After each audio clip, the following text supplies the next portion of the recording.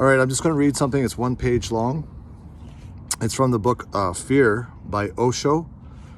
Very good book. Highly recommended. When you are angry, you do something. In that moment, it gives you pleasure. Otherwise, you wouldn't do it. Anger gives tremendous pleasure, power, the feeling of power. But when the anger is gone, you start feeling repentance, remorse. You start feeling that it was not good. Now it is painful. When it was there, you felt powerful and you felt pleasure. Now, in a less feverish state, you look again. You are cool and collected now. Now it looks painful. A thing can be pleasurable. The same thing can be painful. It depends. And the same thing can be pleasurable to you and for somebody else can be painful. That too depends. Pleasure and pain go together. My suggestion is that when there is pain, go deeply into it. Don't avoid it.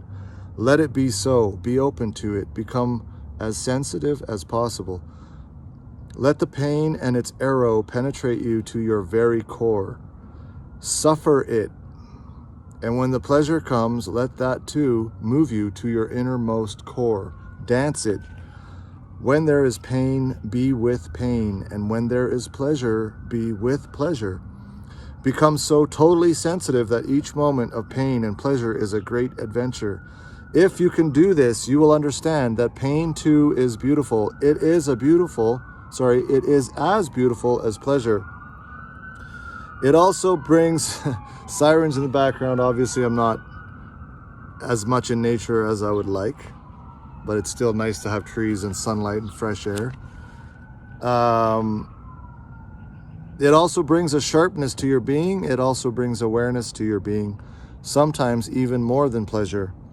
Pleasure dulls. That's why people who live just in indulgence will be found to be shallow. And just thinking about the sirens going by there, it's like, it's quiet now, it's peaceful. You can hear the leaves rustling, right? So there's another contrast. I was almost going to put this into my duality book, pain, pleasure, nature, quiet, concrete, city, sirens, stress, peace, etc. It also brings a sharpness to your being. It also brings awareness to your being, sometimes even more than pleasure. Pleasure dulls. That's why people who live just in indulgence will be found to be shallow.